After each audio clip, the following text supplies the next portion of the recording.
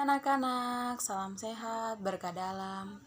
Jumpa lagi di pertemuan yang berikutnya, yaitu kita masih membahas tentang pelajaran 9, pembelajaran kedua. Temanya yang berjudul Yesus mengandalkan Allah. Nah, tetapi sebelum kita melanjutkan pembelajaran di pagi hari ini, Ibu mengajak anak-anak untuk mengambil sikap berdoa, dan marilah kita berdoa. Demi nama Bapa dan Putra dan Roh Kudus, amin.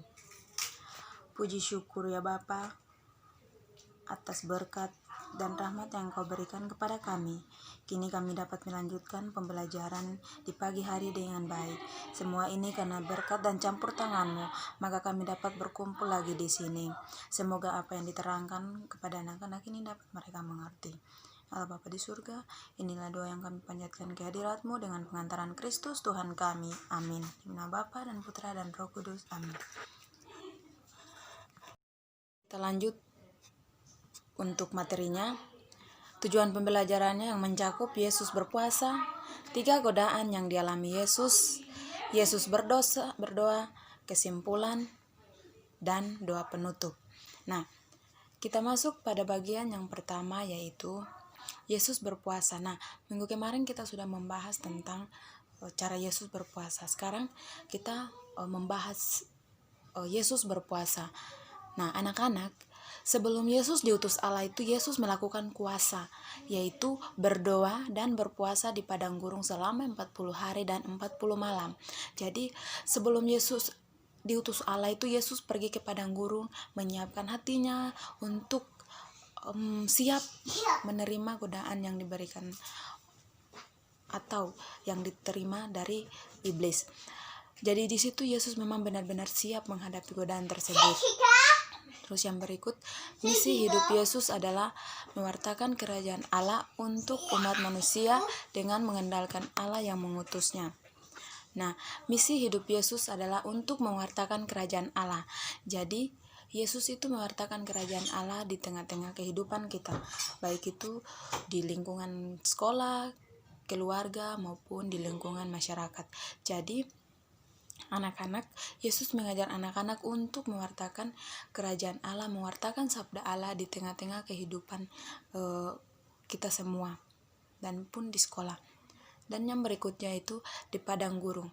Nah, padang gurun adalah tempat pencobaan Yesus yang dicobai oleh iblis, tetapi Yesus selalu mengandalkan Allah.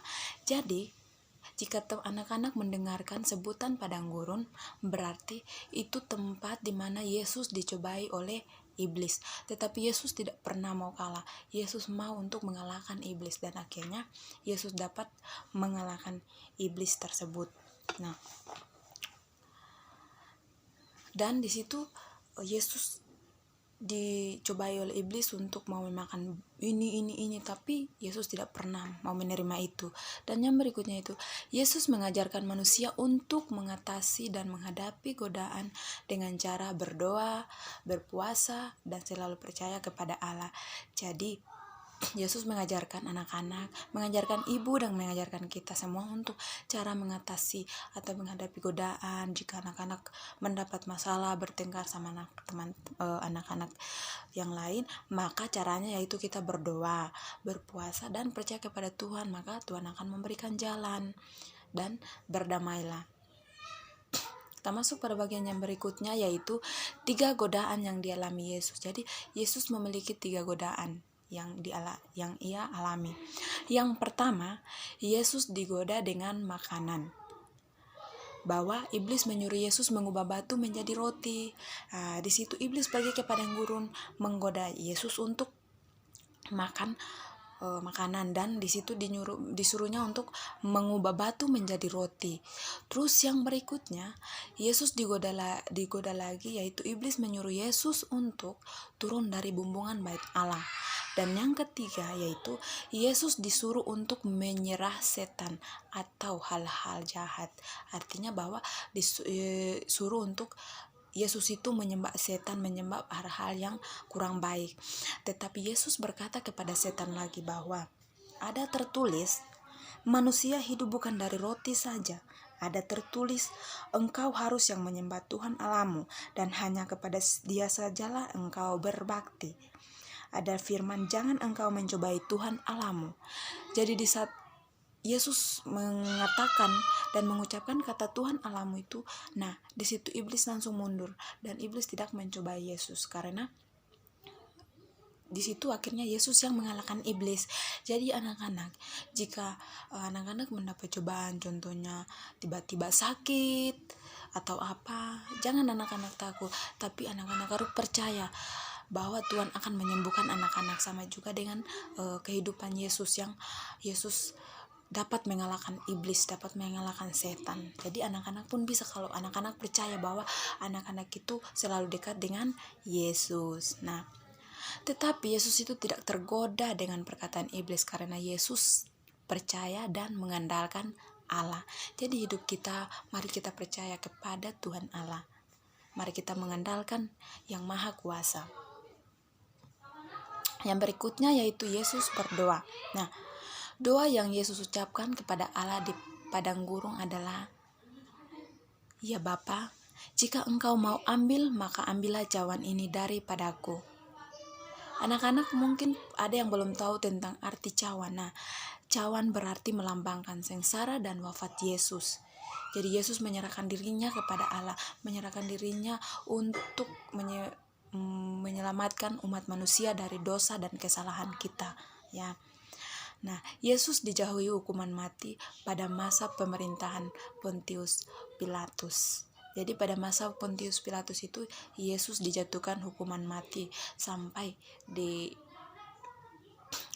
disalibkan, dipakun di kayu salib. Yang berikutnya yaitu kesimpulan. Nah, dari materi yang kita sudah pelajari dari pelajaran 9 ini, pembelajarannya yang pertama sampai yang kedua ini, maka kita mengambil kesimpulan bahwa Yesus diutus Allah untuk menyampaikan kabar baik kepada manusia, memberitakan kuasa Allah yang sangat hebat dalam membebaskan manusia dari dosa. Yesus hanya mengandalkan Allah. Semua itu tampak pada saat Yesus berdoa dan berpuasa di padang gurun selama 40 hari dan 40 malam. Kita sebagai umat Allah patutlah kita mengikuti teladannya. Jadi mari kita mengikuti teladan Yesus Kristus. Mari kita mengandalkan Allah di dalam kehidupan kita, maka hidup kita akan selalu aman dan damai. Mungkin sampai di sini dulu pertemuan kita. Nah, mari kita menutup pembelajaran ini dengan doa penutup. Mari kita mengambil sikap berdoa. Berdoa mulai. Demi nama Bapa dan Putra dan Roh Kudus. Amin. Terima kasih ya Bapa, karena di hari yang cerah ini kami dapat melakukan aktivitas dengan baik dan sehat tanpa kurang suatu apapun. Semoga anak-anak-Mu ini dapat melaksanakan perumpamaan dengan benih yang baik dalam kehidupan sehari-hari. Demi Kristus Tuhan dan pengantara kami. Amin. Demi nama Bapa dan Putra dan Roh Kudus. Amin. Oke, selamat pagi anak-anak. Tuhan memberkati. Berkah dalam